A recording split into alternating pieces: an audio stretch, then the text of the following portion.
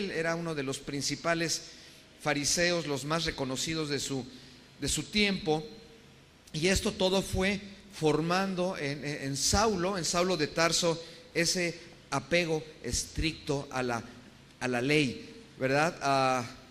Vimos que Saulo de Tarso desarrolló como fariseo mucho conocimiento, pero no tenía amor en su corazón. Él mismo lo dice en una de sus, no lo vamos a ver porque estoy dando un resumen de la predicación anterior.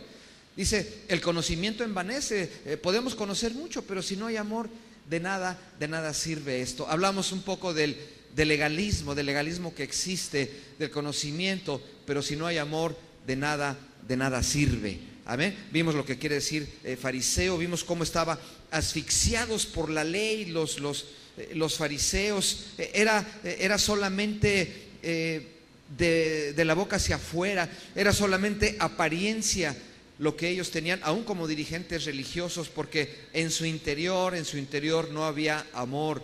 Ellos no tenían acceso al reino de los cielos, lo dijo nuestro Señor, pero no solamente ellos no tenían acceso, sino que el mismo fariseo estaba bloqueando el acceso de la gente al reino de Dios, o sea, la influencia que ellos tenían sobre el pueblo, ¿verdad?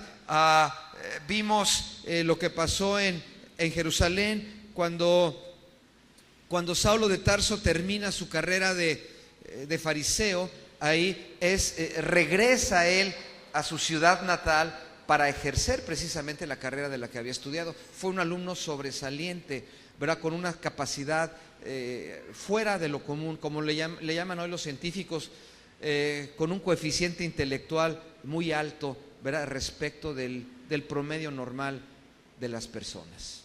Apegado a la ley, él dice, era apegado a la ley total y absolutamente. Cuando Saulo regresa a Tarso, en Jerusalén se dan los acontecimientos, aparece el precursor de nuestro Señor Jesucristo, Juan el Bautista, con un mensaje muy fuerte, ¿verdad? De arrepentimiento, y uno de los objetivos fuertes en su mensaje fue en contra de los fariseos, en contra de la gente, ¿verdad? Que nada más era por fuera. Vino esa revolución, vino nuestro Señor Jesucristo, aparece Él en su ministerio.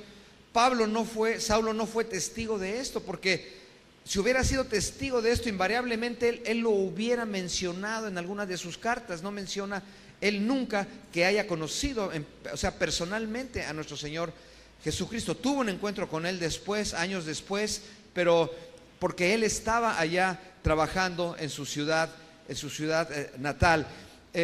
Hubo esa revolución cuando el Señor Jesucristo ascendió a los cielos después de resucitar y estar todavía 40 días.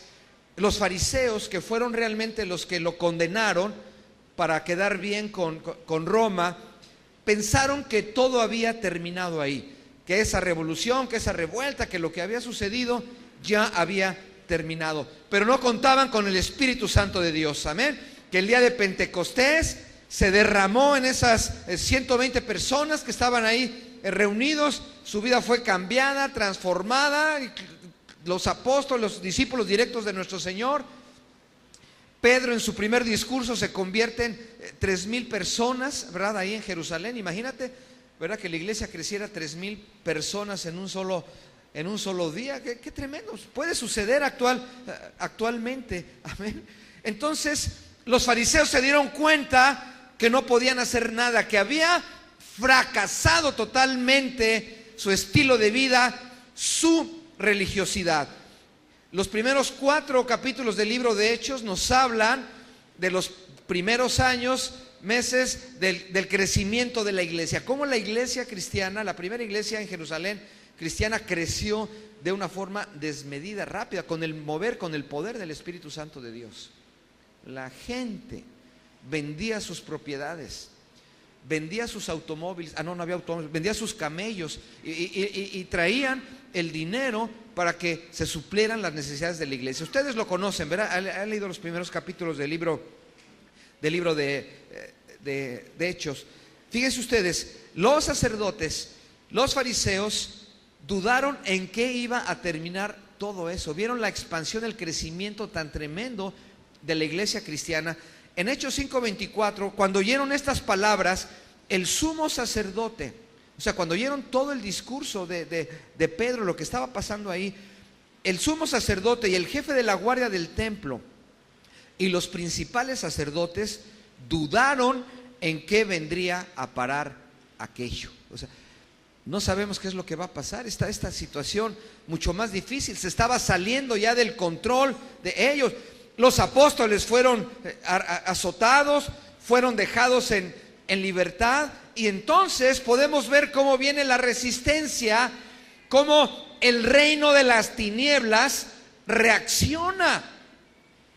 Cuando el cristiano está demostrando el poder de Dios en su vida, cuando la iglesia está trabajando, cuando el mover del Espíritu Santo de Dios a través de la iglesia está avanzando, está ganando almas para nuestro Señor Jesucristo, déjame decirte que hay una reacción del reino de las tinieblas, porque Satanás vino para robar, para matar y para destruir, solamente eso.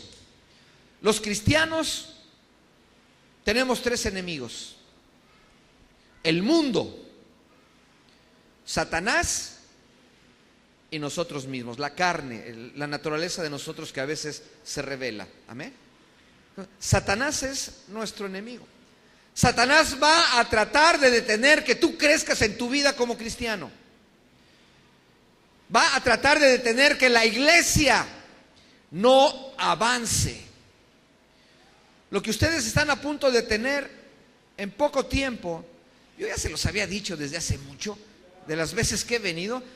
Dios, dice Chava que él está viendo ahorita, pero a mí Dios me mostró desde hace mucho tiempo lo que Dios va a hacer. No sé si alcanzas a ver la magnitud de lo que Dios está a punto de hacer a través de la vida tuya, de tu familia y de esta iglesia, para alcanzar la ciudad de Veracruz. Y no nada más Veracruz, porque esta iglesia va a ser un centro de formación también, un centro de entrenamiento, para que de aquí salgan a establecer iglesias a México, a otros países de Latinoamérica inclusive. Amén. Eso es lo que Dios va a hacer a través de ustedes. No sé si lo alcanzas a ver, a sentir. Yo lo puedo ver, lo puedo sentir, pero no va a ser fácil, porque el enemigo va a reaccionar y va a venir en contra de nuestras vidas. En el libro de Hechos, capítulo 6, ustedes van a encontrar que Esteban fue arrestado. La iglesia estaba creciendo, los apóstoles no podían atender todas las necesidades, empezó a haber algunas quejas, entonces nombraron a 7 varones para que les ayudaran en el ministerio. Fíjense ustedes, bueno, vamos a Hechos. Algunas escrituras las vamos a ver, otras yo se las voy a leer para tratar de avanzar un poquito más. Ok. Entre esos 7 varones nombraron a Esteban. Fíjense ustedes. Verso número 5 de Hechos 6. Agradó la propuesta a toda la multitud y eligieron a Esteban, varón lleno de fe y del Espíritu Santo. Y luego nombra a los otros 6. Y miren lo que dice el verso número 8. Bueno, el 7, fíjense ustedes, qué tremendo. Y crecía la palabra del Señor y el número de los discípulos se multiplicaba grandemente en Jerusalén. También muchos de los sacerdotes obedecían a la fe. O sea, se convertían. Era un avance impresionante de la iglesia con el poder del Espíritu Santo de Dios. Y verso 8. Y Esteban, lleno de gracia y de poder, hacía grandes prodigios y señales entre el pueblo. Amén. Fíjense ustedes qué tremendo este hombre. Característica necesaria en la vida del cristiano: ser lleno de fe y lleno del poder del Espíritu Santo de Dios. Yo no sé a qué nivel está tu fe como cristiano. Yo no sé a qué nivel. Una cosa, o sea, todos como cristianos tenemos al Espíritu Santo de Dios. Amén. Desde que aceptamos a Jesucristo como nuestro Salvador personal, fuimos sellados y tenemos al Espíritu Santo de Dios. Pero una cosa es tener el Espíritu Santo de Dios como cristianos, y otra cosa es ser lleno del poder del Espíritu Santo de Dios. Y esta debe ser una característica en cada cristiano. Cada cristiano tiene que aprender a caminar